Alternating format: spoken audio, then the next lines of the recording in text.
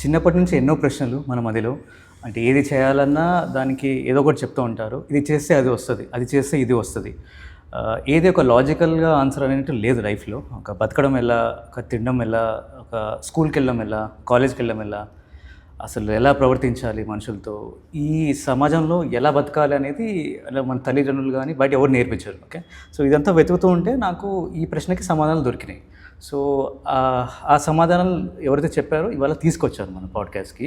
మీకు చాలా సమాధానాలు దొరుకుతాయని నేను ఆశిస్తున్నాను. సో, ఆయన పేరే కాంతిరిస గారు. ఓకే. సో, ఈయన ఒక పెయింటర్, ఒక యూట్యూబర్, ఒక లైక్ ఆర్టిస్ట్, శాండ్ ఆర్టిస్ట్, ఇలా అన్నీ ఏదైనా చేస్తారు ఆయన అలవోకగా. ఓకే. సో, ఇప్పుడు ఆయన మాటల్లో లైఫ్ గురించి అండ్ ఇంకేమైనా విషయాలు తెలుసుకుందాం మనం. ఓకే.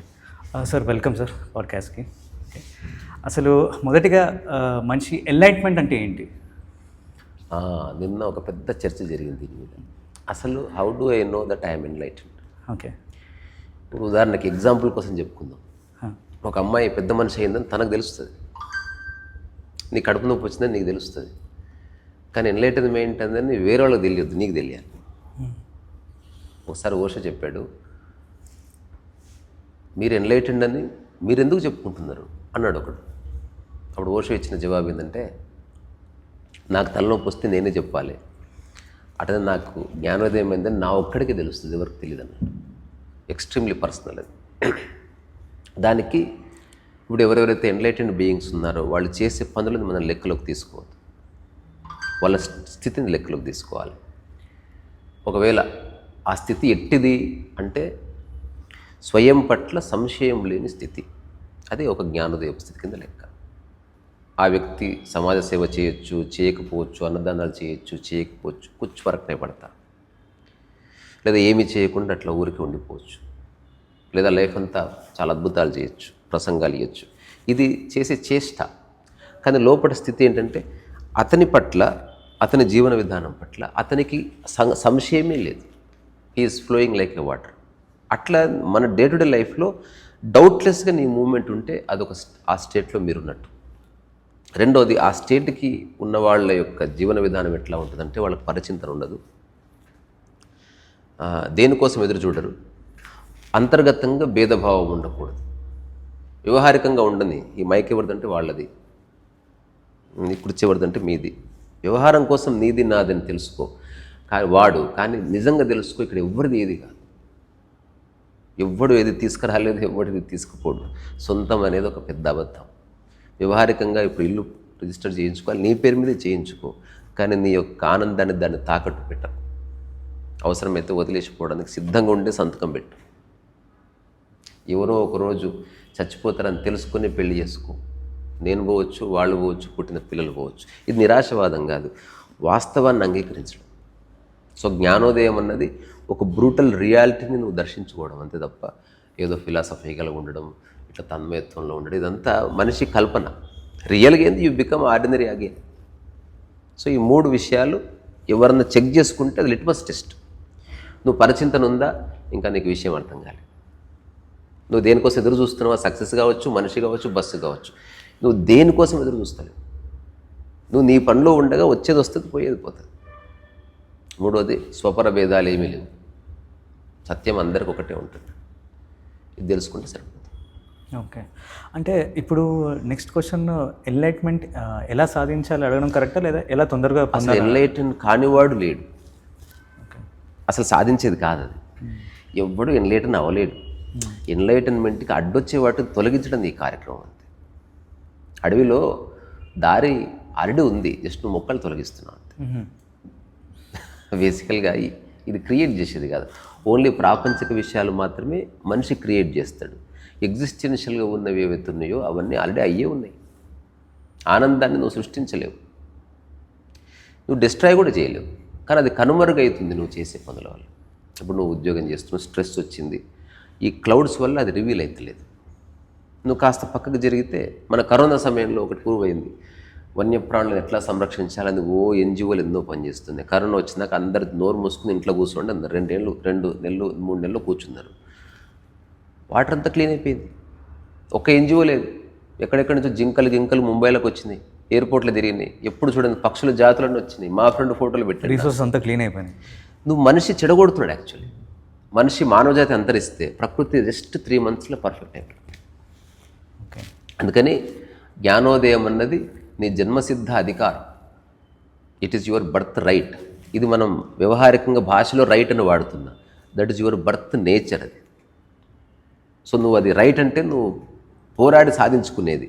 నేచర్ అనేది జస్ట్ గుర్తించేది అంతే. That's all. సో పరచింతన తీసేసి ఎదురు చూడకు, స్వాపర భేదాలను పడకు. ఇలా ఈ 3 జరిగితే అసలు నీ జీవితం తుల్టా పల్టైపోతుంది. మనిషి ఏం చేస్తున్నాడు? పొద్దుస్తమానం పరచింతన చేస్తూనే ఉంటాడు. అమ్మ గురించి కాసేపు తిరుగుతూ ఉంటాం, అంతలో బాస్ గురించి తిరుగుతూ ఉంటాం, అంతలో గర్ల్ ఫ్రెండ్ లేదా భార్య తిరుగుతూ ఉంటాం, అంతలో పొలిటీషియన్, మళ్ళీ సాయంత్రం cinema hero. You're always thinking about this. So నీ మైండ్కి ఆ విషయం తప్ప వేరే డైమెన్షన్ ఇది లేదు. నువ్వు పరచింతన చేయట్లేదంటే నువ్వు అబ్సల్యూట్లీ నీ గురించి కూడా చింతించుకోవడంలే. You are at work. నువ్వు ఎదురు చూడడం లేదంటే you are in the present. స్వాపర భేదాలు లేవంటే అసలు బ్యారియర్స్ని బ్రేక్ చేసేసినావు నీ మైండ్లో. అంటే పాతకాలంలో ఎన్లైట్మెంట్ అంటే గౌతమ్ బుద్ధుడు కానీ వీళ్ళందరూ రాజ్యాలు వదిలేసి వెళ్ళిపోయారు కదా. తెలియక ఇప్పుడు ఈ చిన్న స్క్రూ ఉంది, నేను రాసిన కథనే. ఒక స్క్రూ ఉంది, ఇది ఇప్పాలి. ఒక ఆదిమానవుడు ఏం చేశాడు? ఏనుగులతో గోడను కూలగొట్టాడు, స్క్రూ వచ్చింది. ఆ తర్వాత నెక్స్ట్ జనరేషన్ అంతా 1000 సంవత్సరాలు అదే చేసింది. ఎందుకంటే మా గురువుగారు అదే చేశారు. స్క్రూ తీయాలంటే గోడ ఊడగొట్టాల్సింది. కానీ తర్వాత ఎవడో వచ్చాడు, అక్కర్లేదు, ఇగో చుట్టుపక్కల మొత్తం కూలగొడితే స్క్రూ వచ్చేసి గోడ మొత్తం డిస్టర్బ్ చేయాల్సిన అవసరం లేదు. అది ఒక 1000 ఏళ్ళు నడిచింది, అది కూడా అక్కర్లే. రీసెంట్గా నేను చెప్తున్నా, చిన్న స్క్రూ డ్రైవర్ చాలు, ఇట్లంటే వచ్చేస్తుంది. So simplify. బుద్ధుడు చేసింది బుద్ధుడికి తెలిసి చేశాడని నేను అనుకోవట్లేదు. సో మనం ప్రతిదాన్ని గ్లోరిఫై చేయడం మానేయాలి. మనం ఎవరిని ఇన్సల్ట్ చేయట్లే, కించపరచట్లే, డిమీన్ చేయట్లే. కానీ వాస్తవంగా చూడు, నీకు అంతు పట్టక విషయం అర్థం కాక నువ్వు ఏదో వదిలేసిపోతున్నావు. నువ్వు ఫస్ట్ ఆఫ్ ఆల్ రాజ్యంలో ఉన్నప్పుడు రాజ్యంని పట్టుకొని ఉండవు ఏమన్నా. అది పోతే వదిలేసిపోవడానికి ఒక వస్తువుకు దూరం జరిగితే దాన్ని వదిలేసిపోయినట్ట, ఆ వస్తువు నేను కౌగిలించుకొని కూర్చున్నా, దాన్ని నేను పట్టుకొని కూర్చున్నట్ట. ఇదంతా మనిషి యొక్క దృష్టి. ఎవడు దేన్ని పట్టుకోడు, దేన్ని వదిలేయడు. అంత థాట్ నాయ. అంటే ఇదే బుద్ధుడు ఒకవేళ ఈ కాన్సెప్ట్ తెలుసుంటే ఆయన రాజ్యం పరిపాలిస్తూ కూడా ఎన్లైట్మెంట్ చేయగలిగే 100%. అష్టావక్ర గీత చదవండి, అందులో అష్టావక్రుడు జనకుడికి ఇచ్చే షాక్స్ చాలా బాగుంటాయి. అంటే నువ్వు ఏది ఇక్కడ మనసులోకి తీసుకోక స్వామి, చిన్న విషయం ఇది. ద్వైతం అద్వైతం అంటారు కదా, దీని గురించి చెప్పండి కొంచెం. 2 ఇంపార్టెంట్ లైఫ్కి. పని జరగాలంటే ద్వైతం ఉండాలి. మానవ సంబంధాలంటే ద్వైతము, వివాహం అంటే ద్వైతము. జీవితం విరోధాభాష్యాల కలయిక అని చెప్తారనమాట. ఏదైనా రెండింటి వల్లనే మనకొకటి దర్శనం అవుతుంది. అందుకని ద్వైతాన్ని మనం ద్వేషించాల్సిన అవసరం లేదు. కానీ ద్వైతంలో రెండింటిని వేరువేరుగా గుర్తించినప్పుడు రియల్ ద్వైతం స్టార్ట్ అవుతుంది. అంటే ఇప్పుడు ఈ 2 కలిపి ఒక్కటిగా చూస్తే ద్వైతం లేదు, కానీ రెండింటిని వేరువేరుగా చూస్తున్నాం. అంటే మనం జననాన్ని ఒకలాగా మరణాన్ని ఒకలాగా చూడని వద్దు. రెండింటిని కలిపి చూస్తే ద్వైతం పోయి అద్వైతం వచ్చిందన్నమాట. అది నీలో దర్శించుకుంటే అద్వయం అయింది. అందుకని ద్వైతం అనేది అనివార్యం. ఇప్పుడు నేను నీకు చెప్పాలంటే నీవు ఉండాలి, నేను ఉండాలి. సో ద్వైతం ద్వైతం కలిపితే అద్వైతం. అంటే ఆ చూస్తున్నది చూడబడేది 2 వేరు కావు. ఒక వ్యక్తి పుట్టాడు, అతను మరణం అనే ప్యాకేజ్తోనే పుట్టాడు. So he's not dying, he's already dead. Every one is already dead, whether accept it or not. ఇది తెలుసుకుంటే అద్వైతం. సో అందుకని వ్యవహారం కోసం ద్వైతమే. ఇప్పుడు ఆదిశంకర్ల వారు అద్వైతం చెప్పాలన్నా అద్వైతం సిద్ధాంతంగా చెప్పవలసిందే, అనుభవంగా చెప్పడానికి ఏం లేదు. అద్వైతం ఉన్నప్పుడు అసలు 2 లేవన్నప్పుడు నువ్వు ఎవరికి చెప్తున్నావు? ఎవరి కోసం ప్రయాణం చేస్తున్నావు? నువ్వెవరో ఉన్నారనే కదా. సో ఉన్నారంటే ద్వైతం వచ్చిందనే కదా. సో అద్వైతము చెప్పినప్పుడల్లా ద్వైతం వచ్చేస్తుంది. నువ్వేం చేయాలి? పిట్ట కూస్తుంది చూసినావా, అది ఒకటి వినాలనుకోవట్లే. నేనుతో మాట్లాడుతున్నా, నీకు అర్థం కావాలని నేను ట్రై చేస్తలేను, అందుకని నేను అద్వైతంలో ఉండి మాట్లాడుతున్నా. అట్లా కాకుండా నీకు అర్థమవుతుందని చెప్పింది నువ్వు అర్థం చేసుకోవాలి. అంటే ఒకడు ఉన్నాడని, వాడికి అర్థం చేసే కార్యక్రమం మొదలైందని, అట్లా ద్వైతం పుట్టింది. సో ఈ క్షణంలోనే అనుకుంటే అద్వైతం ఉంది, లేకపోతే ద్వైతం ఉంది. నీ ఇష్టం, ఎట్లా చూస్తే అట్లా కనిపిస్తుంది. మొత్తం విశ్వంలో నీ ఏరియాను వేరు చేసి చూస్తావా, ద్వైతం వచ్చేసింది. సమస్త విశ్వంలో నీ ఊరు ఉంది, నీ ఇల్లు ఉంది, నువ్వున్నావు, అంతా కలిపి ఒక్కటి ఉందనుకుంటే అద్వైతం వచ్చేసింది. It is up to you. అంటే స్వపర భేదాలు పోయినాయంటేనే అద్వైతం అని. Okay. Western philosophy versus Indian philosophy, దాని ఏం లేదు. Western first of all philosophy is philosophy. Philosophy philosophy అంటే దాని యొక్క మూలార్థం ఏంది అంటే ఆచరించకుండా చేసిన ఆలోచనలు. ఫిలాసఫర్స్ గొప్ప గొప్ప మాటలు చెప్తారు కానీ వాళ్ళట జీవించారన్న గ్యారెంటీ నాకు లేదు. అంటే రికార్డ్ లేదు, మనకు తెలియదు. ఈవెన్ ఇప్పుడున్న ఫిలాసఫర్స్ కూడా గొప్పగా చెప్పొచ్చు, motivational speakers, but I don't think they are living that. ఇది ఫిలాసఫీ అనేది ఈ మెడ పై భాగానికి సంబంధించింది, స్పిరిచువాలిటీ అనేది మెడ కింది భాగానికి సంబంధించింది. సో ఇప్పుడు ఎవరైతే కిర్క్గార్డ్ దగ్గర నుంచి ఆల్డోస్ హక్స్లీ వరకు, లేకపోతే ఫ్రెడ్రిక్ నీషే దగ్గర నుంచి జీన్ పాల్ సార్త్రే వరకు, అయాన్ ర్యాండ్ కావచ్చు, లేకపోతే ఫిట్జ్జెరాల్డ్ కావచ్చు, ఇట్లా రకరకాల వ్యక్తులు ఎన్నో విషయాలు చెప్పారు. సో జస్ట్ థింక్ చేశారు. అంటే articulated thought process will be considered as philosophy. అంటే దానికి ఒక బిగినింగ్ ఉంది, దానికి ఒక ఎండ్ ఉంది, దానికి ఒక బౌండరీ ఉంది, ఒక సర్కంఫరెన్స్ ఉంది. అందులో కొన్ని సిద్ధాంతాలు, కొన్ని డూస్ అండ్ డోంట్స్ ఇలా చేస్తే దానికి ఒక మోటివ్ ఏదో ఉంటుంది. అట్లా ప్రతి ఫిలాసఫీకి ఒక మోటివ్ ఉంటుంది. అందుకే ఇజమ్స్ అట్లా పుట్టాయి. కానీ మన భారతీయ ఫిలాసఫీ కాదు, మనకు దానికి హిందీ వర్డు లేకపోతే దేవనాగరి లేకపోతే తెలుగు దర్శన శాస్త్రం అని పిలిచారు. అందుకని ఫిలాసఫీ అనేది చాలా సూపర్ఫిషియల్ వర్డ్. దర్శన శాస్త్రం అన్నది వెరీ పర్సనల్. నువ్వు ఏదైతే చేస్తున్నావో నువ్వు ఆచరించి దాని అనుభవ సారాన్ని నువ్వు జీవిస్తున్నావు. ఇది యాక్చువల్గా ఒక తార్కిక ముగింపుకు రావడం. మన వెస్టర్న్ ఫిలాసఫీలో ఓన్లీ థాట్ ప్రాసెస్ వరకే ఉంటుంది. They may not live that. అందుకని ఫిలాసఫీ ఇస్ ఫిలాసఫీనే. ఆలోచనలుగా ఉండే ఫిలాసఫీ ఈ ప్రపంచంలో ఉన్న వాళ్ళు ఎవరైనా చేయొచ్చు. కానీ ఆలోచనలు ఎక్కువ చేయకుండా 2-3 ఆలోచనలు చేసి దాన్ని ఆచరించేయగలిగిన వాళ్ళు కొందరు ఉన్నారు. అట్లా అనుభవించి పలువరించిన వాళ్ళ నుంచి బయటకు వచ్చింది ఫిలాసఫీ కాదు, అది దర్శన శాస్త్రం అనొచ్చు. అంటే జీవితాన్ని ఇట్లా దర్శించుకోవచ్చు డాడీ, ఇది అంత కష్టము కాదు, ఇన్ని విషయాలు తెలుసుకోవాల్సిన అవసరం లేదు. Beyond philosophy. సో ఫిలాసఫీకి ఒక మెట్టు పైన మన భారతీయులు దర్శించారు. యాక్చువల్గా దే ఎండెడ్ ఫిలాసఫీ అని బేసిక్లీ. ఓకే. కానీ చూస్తే వెస్టర్న్ ఫిలాసఫీ చాలా ఫేమస్ అయింది కదా. ఫేమస్ ఏదన్నా అవుతుంది. మ్యాగీ కూడా ఫేమస్ అయింది. అంటే మన వాళ్ళకి ప్రచారం చేసుకోవడం తెలియదు. ఇప్పుడు ఇదే పల్లి చెక్కి విదేశీయులు చేశారనుకో, దానికి అమితాబ్ బచ్చన్ పెట్టి ఒక బ్రాండ్కి చేసి ఉండేవాళ్ళు. ప్రతిదాన్ని వాళ్ళు బ్రాండ్ చేయగలరు. ప్రతిదాన్ని మామూలు సాదాసీదా పుస్తకాన్ని కూడా అంతర్జాతీయంగా రిలీజ్ చేసే ఆ మెకానిజం, ఆ ఇన్ఫ్రాస్ట్రక్చర్ వాళ్ళ దగ్గర ఉంది. మన భారతీయులు ఏంటంటే మోర్ సెల్ఫ్ సెంటర్డ్. అంటే ప్రపంచవ్యాప్తంగా స్ప్రెడ్ అవ్వాలన్న కాంక్ష భారతీయ మనస్సుకు లేదు. విదేశీయులు ఎప్పుడు భారతదేశం మీద కన్నేశారు, కానీ భారతీయులు గడిచిన 10,000 సంవత్సరాల్లో ఏనాడు ఎవరి మీద యుద్ధం చేయలేదు. దానికి కారణం ఏంది? ఉన్నదే భారతదేశం. అంటే వాళ్ళు ఉన్నదాన్ని అర్థం చేసుకునే పనిలో పడ్డారు, విస్తరణవాదం లేదు. ఇప్పుడు ఇక్కడే ఉండి ఒక వ్యక్తి తెలుసుకున్నాడు, ఈ సమస్త విశ్వంలో నేను ఒక అవిభాజ్యంగం అని. వాడు మొత్తంలో నేను ఒక భాగం అని తెలుసుకున్నప్పుడు వాడు ఇంకో దేశాన్ని కొల్లగొట్టి ఏం సాధిస్తాడు? ఇది కోరికి సంబంధించింది. ఒక్కడైతే నేను చెప్పగలను, ప్రపంచంలో ఎవరైనా చివరికి భారతీయ తత్వంలోకి వచ్చి నిలబడాల్సింది. నిజమైన ఆత్మసంతృప్తి, నిజమైన సంతృప్తి, నిజమైన నువ్వు ఏ పదాలన్న వాడు, రియల్ లివింగ్ అండర్స్టాండింగ్స్ అన్నీ ఇక్కడే ఉన్నాయి. అదంతా మైండ్ బాగ్లింగ్ ఫిలాసఫీలు ఆర్ డిఫరెంట్. వాడు వచ్చి స్టేజ్ మీద ఉర్రు తొలగిస్తాడు, వాడు పాటించడు, వాడి పెళ్ళం పాటించడు, వాడి బిడ్డ పాటించదు, ఎదుటి స్టిల్లే వెళ్ళిపోతారు, వీడియోలు షార్ట్స్ వరకు. ఓకే, జెన్యూన్గా అర్థమయ్యేది ఎగ్జిస్టెన్షియల్ క్వాలిటీస్. అవి ఎట్లా నువ్వు నీలో రిఫ్లెక్ట్ అవ్వాలి, ఎట్లా చూసుకోవాలి అనేది కొందరే చెప్తారు. అందుకని ఫేమస్ అయినంత మాత్రం అది మనం గొప్పది అని అనుకోవడానికి వీలు లేదని నా యొక్క అబ్జర్వేషన్. ఓకే.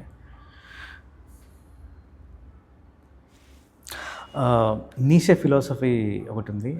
దానిలో ఏం చెప్తారంటే మనకి దేవుడికి, గాడ్కి ఎక్కువ ప్రిఫరెన్స్ ఇస్తున్నాం, ఎక్కువ డిపెండెన్సీ పెరుగుతుంది అంటారు.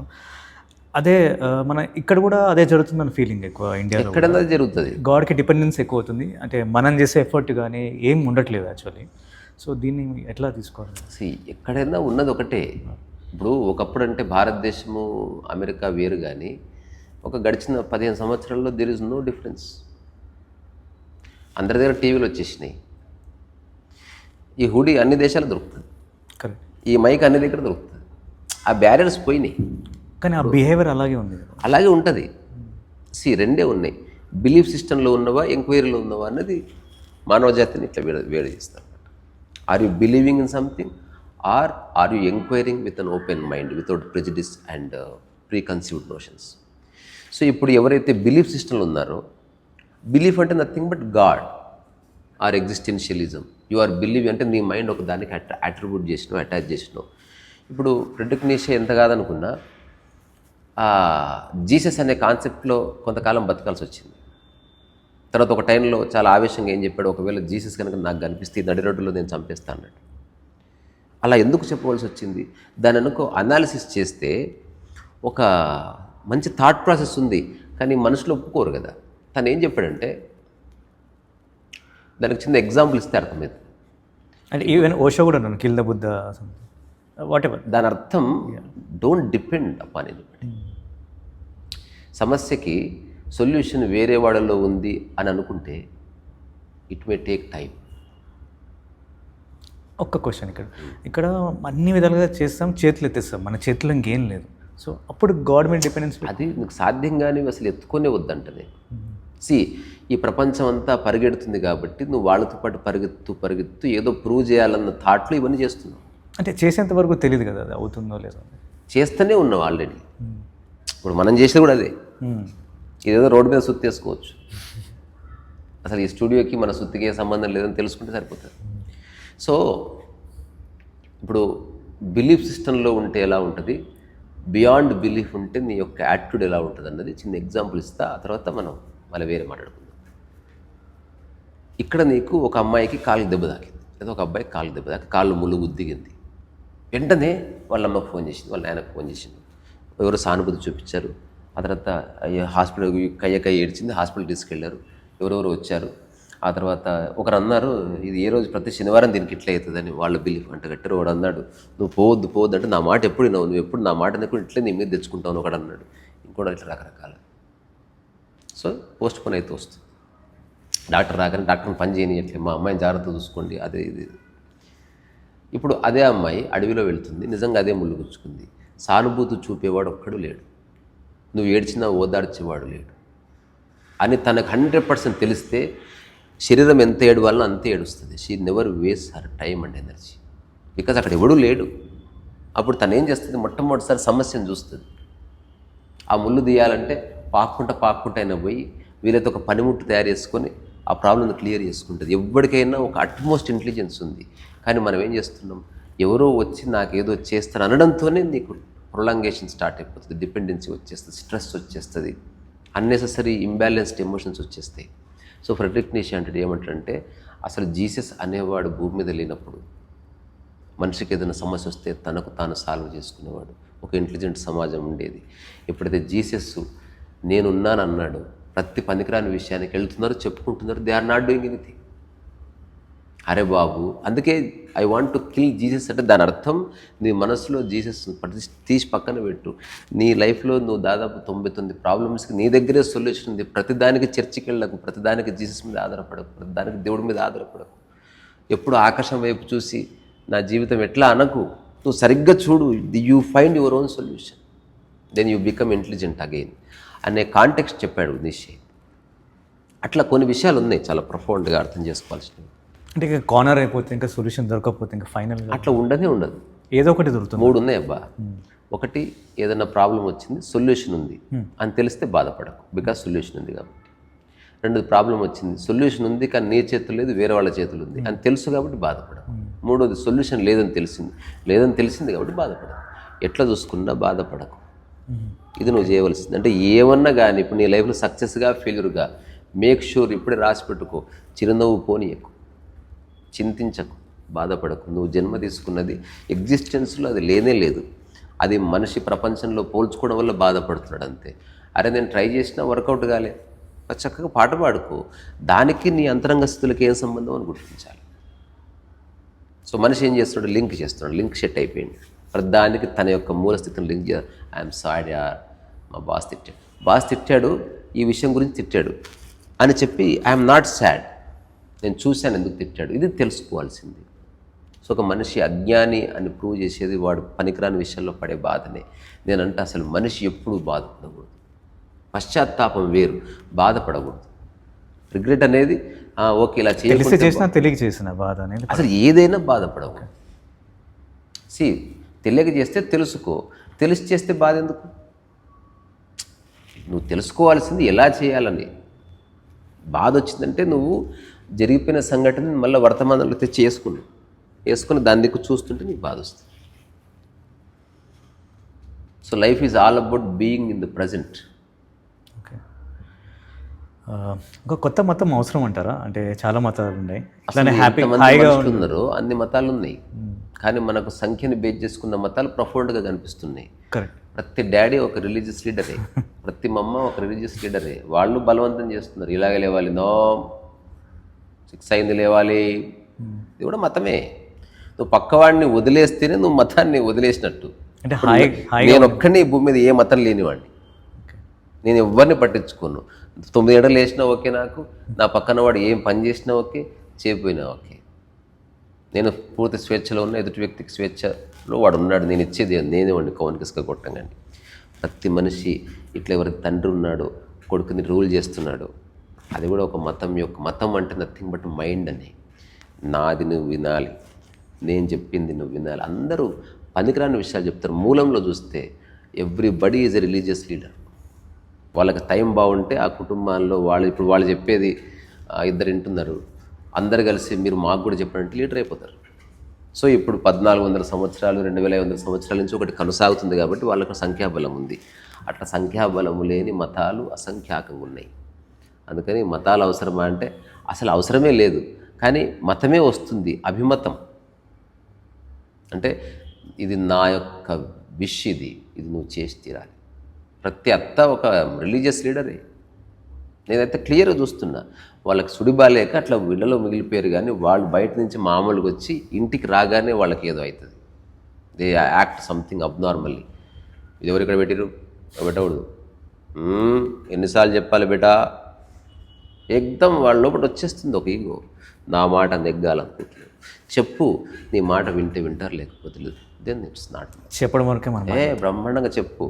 కానీ ఒకటే నేను చెప్తున్నాను, బట్ నీ లైఫ్ నీదే రా, చూసుకో. ఓకే, నీకు ఏమైనా నేను బాధపడదని చెప్పు. ఓకే.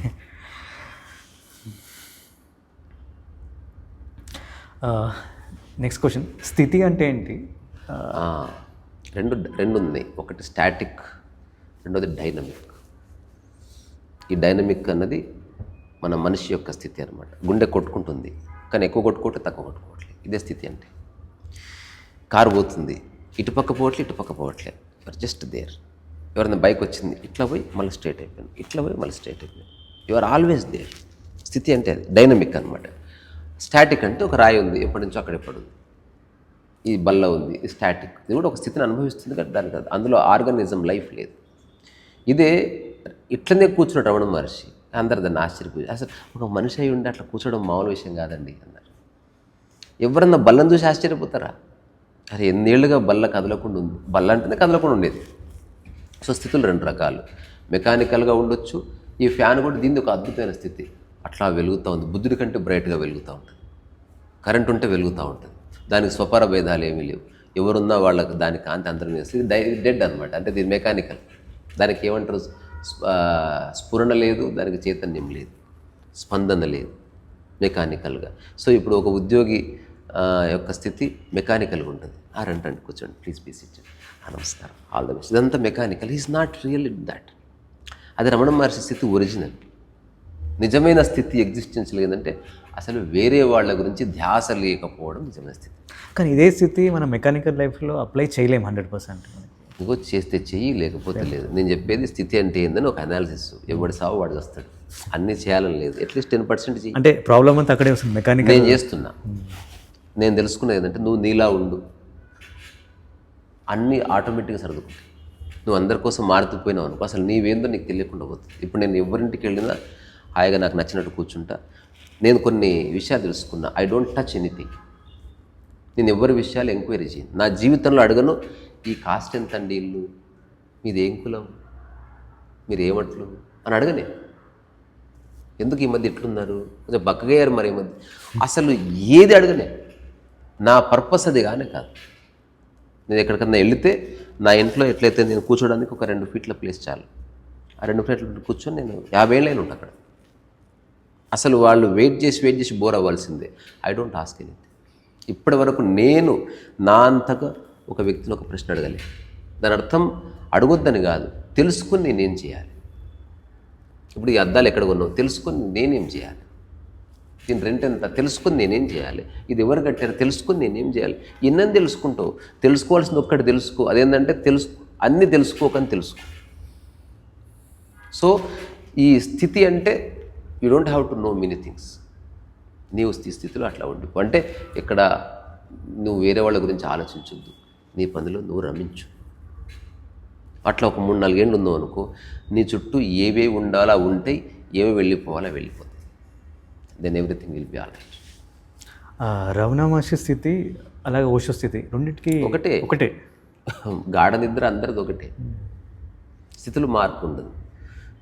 భగవంతుడి స్థితి, సాదాసీదా స్థితి, మనిషి స్థితి, నీ స్థితి, నా స్థితి, అందరి స్థితి ఒకటే. మూల స్థితి ఒకటే. సత్యం అంటే అదే. ధనికులకు ఒకలాగా, బీద వాళ్ళకు ఒకలాగా ఉండదు. ఇప్పుడు కంఫర్ట్ అంటారు చూసినావా, అదొకటే ఉంటుంది. ధనికులు అనుభవించే కంఫర్ట్ వేరు, బీదవాడు అనుభవించే comfort. Comfort is comfort. Example, ఈ కుర్చీ ఉంది, నేను ఇట్లా అనుకుని ఇట్లా కూర్చున్నా. ఇప్పుడు నాకు ఇట్లా కూర్చుంటే కంఫర్ట్ అంటే ఏందో తెలుసా, బాడీ మర్చిపోయిన స్థితి అది. దాని మూలార్థంలో you have just forgotten the body. Body ఉన్నట్టు తెలియకపోతే నువ్వు కంఫర్ట్గా ఫీల్ అవ్వు అంటే నీ బాడీని మర్చిపో అని చెప్తున్నావు. నేను చాలా కంఫర్టబుల్ ఉందని మీ దగ్గర అంటే ఆ వైఫ్ చెప్తుంది, నీతో ఉంటే నాకు మైండ్ అవసరం లేదు, నాకు బాడీ అవసరం. ఆ రెండు ఉన్నట్టు తెలుస్తలేదు. That is the core. ఇప్పుడు ఈ బట్టలు వేసుకుంటే మళ్ళీ కంఫర్ట్గా ఉంటుంది అంటే అర్థం తెలుసా, బాడీకి తెలుస్తలేదు. అది డిసఫియర్ అయిపోయింది. రెండు చువాంగ్సు ఒక బుక్ రాశాడు, దాన్ని తెలుగులో ఇంగ్లీష్లో కూడా ఓషో ఒక టాక్ తీశాడు. నేను సిటీకి వచ్చిన కొత్తలో చదివిన పుస్తకాల్లో నాకు బాగా అరే పుస్తకం అంటే ఎంత బాగుంటుందా అని అనిపించిన పుస్తకం. దాని పేరు వెన్ ద షూ ఫిట్స్. ఇప్పుడు విన్నావా? లేదు. వెన్ ద షూ ఫిట్స్ అంటే ఈ పాదానికి షూ సరిపోతే ఒకవేళ, పుస్తకం పేరు అది. ఎవడన్నా అటువంటి పేరు పెడతాడా? ఆ వెన్ ద షూ ఫిట్స్ అంటే ఎప్పుడైతే దాని పుస్తకం ఓపెన్ చేస్తూనే ఉంటుంది ఆల్మోస్ట్ వర్బాటిం. ఎప్పుడైతే షూ సరిగ్గా నీ పాదానికి సరిపోతుందో నీ పాదం మర్చిపోబడుతుంది. ఎప్పుడైతే నడుముకి బెల్ట్ సరిపోతుందో నీ నడుము మర్చిపోబడుతుంది. కానీ ఇక్కడ 100 బెల్ట్లో 50 బెల్ట్లో 50 షూస్ ట్రై చేస్తాం కదా, తెలుసు. ట్రై చేయి కానీ కంక్లూషన్కి రా. నువ్వు ఎన్నో ట్రై చేసి అద్దాలకు వచ్చినావు, ఇంకా మళ్ళీ మార్చకు, ఫిక్స్ కా. Don't fight with everything. అట్లాగే నీ యొక్క శరీరానికి నీ హృదయం సరిపోతే, నీ మైండ్ సరిపోతే నీ శరీరం మర్చిపోబడుతుంది. Something is forgotten. మర్చిపోబడుతుంటే అది లేదని కాదు, అది జీరో అయిపోయింది. సో ఎగ్జిస్టెన్షియల్గా అందరి స్థితులు ఒకటే. ఆకలి, ధనికుల ఆకలి, బీదవాళ్ళ ఆకలి వేరు కాదు, ఒక్కటే. అక్కడ చిరంజీవి ఎంతో, నువ్వెంతో, నేనంతే, సూపర్ స్టార్ అంతే, కుక్ అంతే, పిల్లంతే, ఆటలు అందరూ ఒకటే. బంగారు వాచ్ లేకపోతే రోల్స్ రాయిస్కి వచ్చినప్పుడు మారుతున్నాయి, కానీ అందులోకి ఎక్కి కూర్చున్న తర్వాత కంఫర్ట్ మళ్ళీ అందరికి ఒకటే. నా ఆటోలో కూర్చున్నా, నా శరీరం మర్చిపోబడ్డది. మన సూపర్ స్టార్ రజనీకాంత్ బెంజ్ కార్లో ఆడిలో కూర్చున్నాడు, అతని శరీరం మర్చిపోబడ్డది. Now we are experiencing same state. అట్లాగే మనస్సు లేని స్థితులు అందరికి ఒకటి. గాఢ నిద్రా స్థితి, మనసు లేని స్థితి ఒకటే. నిన్న ఒక చిన్న చర్చ వచ్చింది, ఒక్క స్టేట్మెంట్ చెప్తే ఇట్ విల్. ఇప్పుడు ఎంచుకోవాలి అనుకున్నప్పుడు ఎంపిక వల్ల ఒక్కొక్క మనిషి ఒక్కొక్కలాగా అనిపిస్తున్నాడు. అసలు ఎంపికనే లేదనుకో, మనందరం ఒకటి. ఉన్నది అనుభవించే వాళ్ళు ఎక్కడున్నా ఒకటే. వాడు ఈ జనరేషన్లో పుట్టినా, 1000 ఏళ్ల క్రితం పుట్టినా, ఎన్లైటెండ్ మ్యాన్ లైఫ్లో ఏ మార్పు ఉండదు. అప్పుడు ఏది ఉంటే అది అనుభవించి పూర్ణ తృప్తిలో ఉంటాడు, ఇప్పుడు ఏది ఉంటే దాన్ని అనుభవించి పూర్ణ తృప్తిలో ఉంటాడు. అతనికి సంఘర్షణ ఉండదు. అందుకని రమణ మహర్షి స్థితి, నా స్థితి, మూల స్థితి ఒక్కటే. శరీర స్థితులు కావు. ఆయన క్యాన్సర్ ఉండొచ్చు, నాకు జలుబు ఉండొచ్చు, ఒకరికి తలనొప్పి ఉండొచ్చు, ఇంకొకరికి మైగ్రేన్ ఉండొచ్చు. శరీర స్థితులు వేరు, ఆర్థిక పరిస్థితులు వేరు. ఓషోక రూల్స్ రాయిస్తుంది, రమణ మహర్షికి చెప్పులు కూడా లేవు. కానీ ఒకవేళ కంఫర్ట్ లేకపోతే ఒక ఈ ఎగ్జిస్టెన్షియల్గా స్పిరిచువల్గా ఎక్స్పీరియన్స్ చేసేవన్నీ ఒక్కటే. అవి మారవు. అవి మారిందనుకో అసలు ఇక స్పిరిచువాలిటీకి స్పేసే లేదు. ఓకే, అంటే ఈ ఆధ్యాత్మికత చూస్తే మనం, అంటే ఇప్పుడు వేరే వెస్టర్న్ సైడ్ అంటే జీసస్ క్రైస్ట్ కానీ అది స్పిరిచువల్ కాదు. అంటే దేవుడిని దండం స్పిరిచువల్కి సంబంధం లేదు. అది అంటే చాలా సింపుల్గా ఉంటుంది దండం పెట్టుకోవడం కానీ ఇట్లా మన సైడ్ అంటే పూజలు కాంప్లికేటెడ్ చాలా అట్లేం లేదు, అట్లేం లేదు, రెండింటికి అట్లేం లేదు. అది వ్యవహారం అనేది నీ ఇష్టం. ఇప్పుడు పెళ్లి చేస్తారు, మా ఊర్లో పెళ్ళి అయింది, మా అక్క పెళ్ళి అట్లా 5 నిమిషాల్లో పెళ్లి కొడుకు వచ్చేసింది, పెళ్లి పిట్ల మీద కూర్చోబెట్టారు, అయిపోయింది. రీసెంట్గా మా ఫ్రెండ్ అమెరికా వాడి పెళ్ళి అయితే పోయినాం. ఓ ఎంత పెద్ద తత్తంగం చేసిర్రు, ఒక పల్లకి తెచ్చిర్రు, పల్లకి మీద వాడిని మోసుకొచ్చిర్రు, ఒక హంస పల్లకి తెచ్చిర్రు, పెళ్లి కూతురుని తెచ్చిర్రు, ఇట్లా మోసుకొస్తుంటే దాని ముందు డ్యాన్సులు చేసిర్రు, వీళ్ళు డ్యాన్సులు చేసిర్రు. అసలు పెళ్లి పిట్టల వరకు చేరేసరికి గంట పట్టింది. నీ ఇష్టం. అంటే నేనేమంటే ఈ పూజలు ఇవన్నీ మన ఎంత కాంప్లికేటెడ్గా ఉంటాయి. కాంప్లికేట్ ఏమీ లేదు. నీకు అనిపిస్తుంది బయట నేను చూసి, వాళ్ళకు ఉందో లేదో నీకంటే తెలుస్తుంది. అంటే గుడికి వెళ్ళంగానే కొబ్బరికాయ పువ్వులు నేను ఏమన్నా చేయొచ్చు, కాంప్లికేటెడ్ ఎక్కడ. చేస్తాను నీకు నచ్చకపోతే నువ్వు చేయకు. ఓకే, కానీ చేస్తున్న వాళ్ళ సమయం తెలియదు, వాళ్ళు they are completely into it. ఇప్పుడు నేను కూడా ఎప్పుడైనా వినాయక చవితి పూజ చేస్తే గంటన్నర చేస్తాను, నాకేం టైం తెలియదు. నేను వెళ్ళి పత్రిక కొనుక్కొచ్చుకొని చేస్తాను, పూర్తిగా చేస్తాను, అందులో కాంప్లికేషన్ ఏమీ లేదు. ఇంకా నేను మా బ్రహ్మచారి అంకుల విషయం ఊరు బయటికి వెళ్ళి ఎర్లీ మార్నింగ్ వెళ్ళి చెట్లు ఎక్కి మామిడి కాయలు తెంపుకొచ్చి, ఇంకో చెట్టుకి యాప పూత తెంపుకొచ్చి, ఇంకో చెట్టుకి అట్లా సైకిల్ వేసుకొని, ఇప్పుడన్నా బైక్ సైకిల్ వేసుకొని ఇట్లా కొండలు గుట్టలు ఎక్కి తిరుగుతూ ఎప్పుడు కాంప్లికేట్ అనిపించలే. When you like something, when you accept it, అసలు ఏ కాంప్లికేట్ లేదు. బయట నుంచి అట్లా అనిపిస్తుంది. నీకు వచ్చింది తెలుసా, నీకు నచ్చంది ఇటు నుంచి అటు చేస్తే పెద్ద కాంప్లికేషన్ ఉంటుంది. అందులో కాంప్లికేషన్ అనేది డ్యూరేషన్ ఆఫ్ టైము, లేకపోతే కాంప్లెక్సిటీ ఏమీ లేదు. యూ డోంట్ లైక్ ఇట్, అయినా చేయాల్సి వస్తుంది, అది కాంప్లికేషన్. ఇప్పుడు నచ్చని అమ్మాయిని కౌగిలించుకోవాలి, అంతకంటే పెద్ద కాంప్లికేషన్ లేదు. నచ్చింది అనుకో 100 మందితో శృంగారం చేస్తే వాడికి ఏం అలసట ఉండదు. Okay, it's all about your acceptance, అంతే.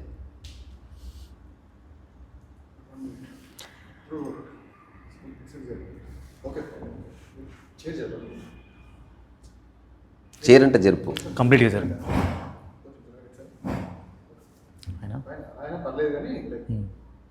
ఇప్పుడు మీరైతే స్థితి కానీ ఎలా బతకాలో చెప్తున్నారు కదా, ఇది చిన్నప్పటి నుంచే పిల్లలకు నేర్పిస్తే బాగుంటుందా? నేర్పించిన నేర్చుకోరు, ఓకే, కానీ పేరెంట్స్ ఆచరిస్తే నేర్పించాల్సిన అవసరం లేదు. ఇది నేర్పించేది కాదు. You simply by looking at somebody. ఇప్పుడు ఉదాహరణకి అందరూ టీవీ చూస్తున్నారు, పిల్లలు కూడా చూస్తున్నారు. అందరూ కొట్లాడుకుంటున్నారు, పిల్లలు కూడా కొట్లాడుతున్నారు. పేరెంట్స్ బూతులు మాట్లాడుతున్నారు, పిల్లలు బూతులు మాట్లాడుతున్నారు. అదే ఒక సమాజం ఉంది, పేరెంట్స్ చక్కగా పొద్దున్న లేచి ధ్యానం చేసుకున్నారు, యోగా చేసుకున్నారు, పిల్లలకు చెప్పట్లే. You don't have to say anything, నువ్వు ఆచరించు, అందరూ ఆచరిస్తారు. సమాజం అంతా అట్లా ఉన్నప్పుడు కాన్ఫ్లిక్ట్ ఉండదు. ఇప్పుడు ఇంట్లో ఆచరించిన తర్వాత వాడు ప్రతిరోజు యోగా చేస్తున్నాడు, కానీ హఠాత్తుగా తెలిసింది మీ ఇంట్లో యోగా చేస్తారా, అయ్యో మేము హాయిగా 11 దాకా వండుకుంటామని ఒక ఫ్రెండ్ అన్నాడు అనుకో, అప్పుడు సంఘర్షణ వస్తే, ఎందుకు మమ్మీ నువ్వు ఎందుకు లేస్తున్నావు అంటే, మా మమ్మీ మంచిది కాదు, వీడే మంచిది, వీళ్ళ మమ్మీ మంచిది, వాళ్ళ డాడీని తెచ్చి మా ఇంటి పెట్టుకుందని డాడీ అనే థాట్స్ వస్తాయి. సో సమాజం అంతా ఒకలా ఉంటే అది ఎక్కడ పోయినా అదే కనిపిస్తుంది. కాబట్టి ఉదాహరణకి పాదరక్షలు బయట విడవలేదు, ఇది యూనివర్సల్గా అన్ని చోట్ల ఉంది కాబట్టి మనకు కాన్ఫ్లిక్ట్ లేదు. కానీ ఒక ఊర్లో బెడ్రూమ్లోకి వేసుకెళ్ళొచ్చు, ఇంకో రూమ్లో ఓన్లీ బయట వరకు వేసుకెళ్ళాలి, ఇంకో ఊర్లో చెప్పులే ఆలో లేదనుకో అప్పుడు కాన్ఫ్లిక్ట్ వస్తుంది. సో ఈ జీవిత సంబంధమైన విషయాలు ఎవరికి తెలియదు. ఎవరో కుటుంబం పాటించినంత మాత్రాన వాడు బయటకు వచ్చినప్పుడు వీళ్ళ ఇంట్లో అట్లా ఉంది, బయట అట్లా ఉంది, బయట పాటించిన వాళ్ళు ఎక్కువ మంది ఉన్నారని చిన్న కాన్ఫ్లిక్ట్ వస్తుంది, ఓ సంఘర్షణ వస్తుంది, మళ్ళీ డిబేట్కి ద్వారం ఓపెన్ అవుతుంది. అందుకని నువ్వు చెప్పినా కాదు, అందరూ ఆచరిస్తే సరిపోతుంది. ఓకే అండి, నాకు క్వశ్చన్స్ ఏం లేవు. యా, సో ఇది మన మిత్రుడితో ఒక చిన్న సరదా కాన్వర్జేషన్, అన్ప్లాన్డ్. నాకేం చెప్పాలి, నేను అతనికి ఏం చెప్పాలి. నేను స్టూడియో అంతా తీసుకున్నాడు, జస్ట్ చిన్న ప్రయోగం అంటే నేను పరిగెత్తుకొని వచ్చాను. బాగుంది కదా? ఓకే, థ్యాంక్ యూ అండి.